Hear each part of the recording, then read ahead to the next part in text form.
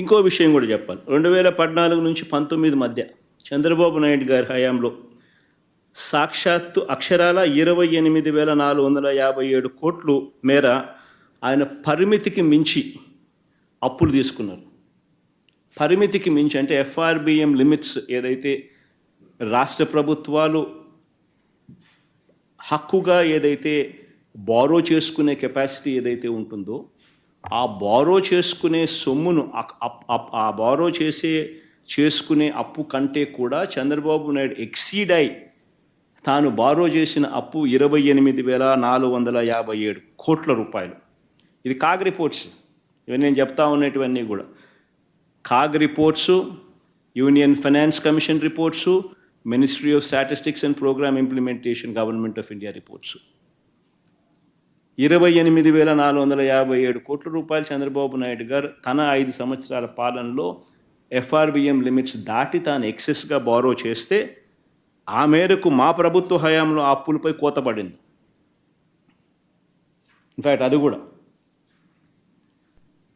చంద్రబాబు నాయుడు చేసిన excess borrowing మా మీద కోత కూడా పడింది.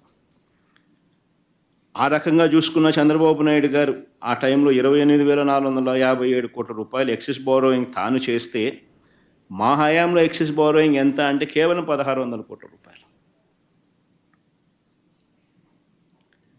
సో నేను అడుగుతా ఉన్నది ఒకటి, ఎవరు ఆర్థిక విధ్వంసకారుడో చెప్పడానికి ఈ డేటా అంతా కూడా కనిపిస్తూ ఉంది.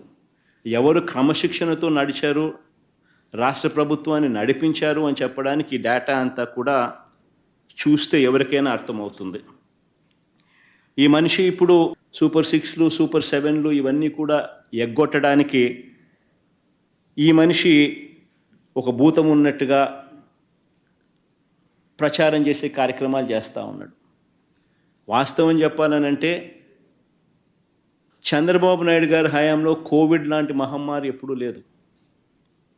2 సంవత్సరాలు కోవిడ్ లాంటి మహమ్మారి వైఎస్ఆర్సీపీ ప్రభుత్వం అధికారంలోకి వచ్చిన తర్వాత మా ప్రభుత్వం హయాంలో కోవిడ్ లాంటి మహమ్మారిని చూసాం.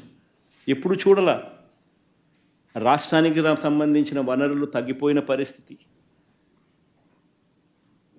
అనుకోని ఖర్చులు పెరిగిన పరిస్థితులు, ఒక విచిత్రమైన పరిస్థితి దేశంలో కాదు ప్రపంచంలోనే ఎప్పుడు చూడని కోవిడ్ లాంటి మహమ్మారి 2 సంవత్సరాలు రాష్ట్రాన్ని బట్టి పీడించింది, దేశాన్ని బట్టి పీడించింది, ప్రపంచాన్ని బట్టి పీడించింది.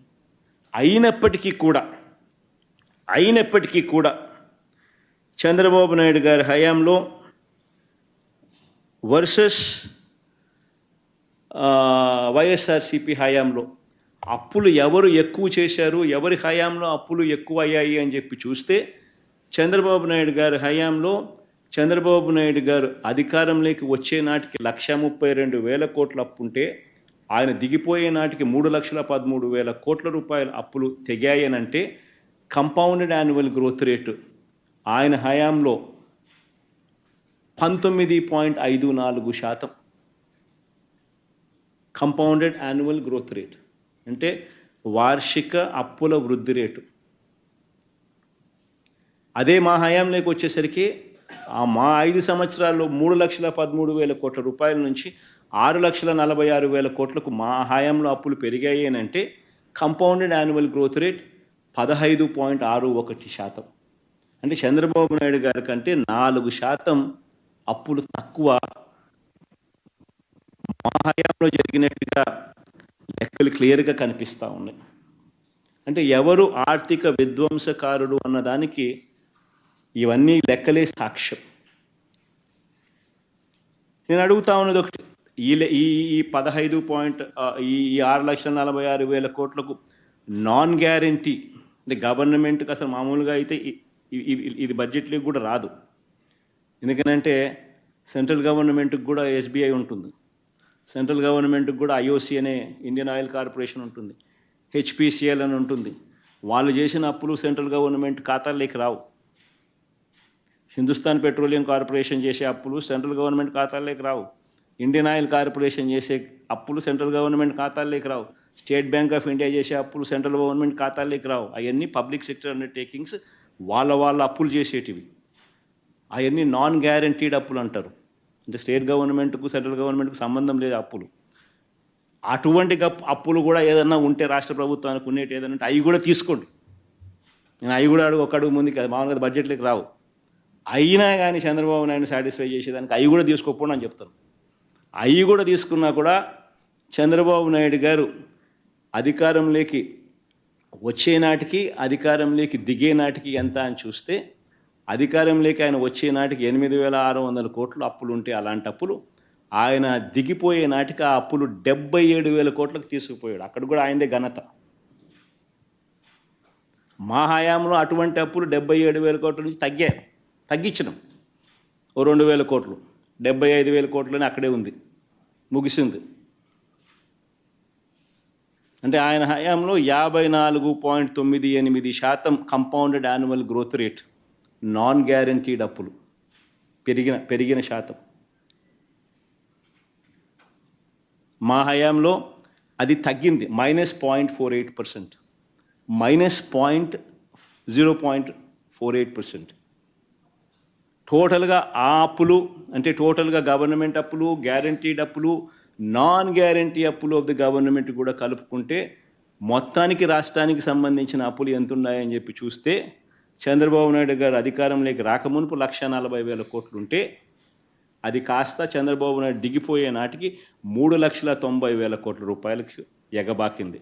అంటే ఆయన హయాంలో వార్షిక అంటే కంపౌండెడ్ యాన్యువల్ గ్రోత్ రేటు, వార్షిక అప్పుల వృద్ధి రేటు 22.63% అయితే మా హయాంలోకి వచ్చేసరికి 3,90,000, 7,21,000 ఎగబాకింది అని అంటే కంపౌండెడ్ యాన్యువల్ గ్రోత్ రేట్ కేవలం 13.57%. ఆలోచన చేయమని అడుగుతా ఉన్నాను రాష్ట్ర ప్రజలందరికీ కూడా. ఎవరు ఆర్థిక విధ్వంసకారుడో ఈ లెక్కలు చూస్తే ఎవరికైనా కూడా ఇట్టే అర్థమవుతుంది. ప్రతి ఒక్కరు ఇప్పుడు మాట్లాడేటప్పుడు హక్కుల గురించే మాట్లాడతాం కానీ బాధ్యతల గురించి మాట్లాడడం లేదు. ఈ రెండు బ్యాలెన్స్ చేసినప్పుడే ఈ రాజ్యాంగ ఫలితాలు కూడా పర్ఫెక్ట్గా వస్తాయి. దీన్ని దృష్టిలో పెట్టుకొని అందరం కూడా ప్రతి సంవత్సరం దీన్ని మనం ఆలోచించుకోవాలి. అనునిత్యం ఏ పని చేసినా రాజ్యాంగ స్ఫూర్తిని మనం గుర్తుపెట్టుకొని ఆ రాజ్యాంగం ద్వారా ఈ స్థాయికి వచ్చిన మనం ఏ విధంగా ప్రజలకు ఉపయోగపడాలని ఆలోచించగలిగితే తద్వారా దేశానికి ఉపయోగపడుతుంది. ఇది ఆలోచించాల్సిందిగా మరొక్కసారి అందరినీ కోరుకుంటూ, ఇది మామూలుగా అయితే నిన్ననే ఈ నిర్ణయం చేశాం. ఇది రాబోయే రోజుల్లో అడ్వాన్స్గా ప్లాన్ చేద్దాం.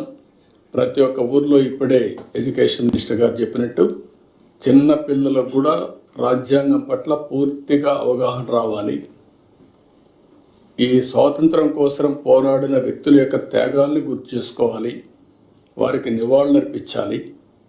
అందుకే నేను రిలీజియన్తో ఎందుకు కంపేర్ చేశానంటే ప్రతి ఒక్కరు కూడా ప్రతిరోజు అనునిత్యం దేవుణ్ణి ప్రార్థిస్తాం, రాజ్యాంగాన్ని ఎవరు ఆలోచించాం. మీరు ఎప్పుడు కూడా గుర్తుపెట్టుకోండి, ఏదో డ్యూటీ చేస్తున్నాం అనుకుంటాం తప్ప ఆ డ్యూటీ చేయడానికి ప్రేరణ ఏంటి అనేది ఎవ్వరూ ఆలోచించడం లేదు. కాబట్టి అది కూడా ఆలోచించినప్పుడు ఇంకా డెడికేషన్ వస్తుంది, తద్వారా ఒక బాధ్యత వస్తుంది, ఒక అకౌంటబిలిటీ వస్తుంది. ఈ విషయం కూడా మీరు ఆలోచించాల్సిందిగా మరొక్కసారి కోరుకుంటూ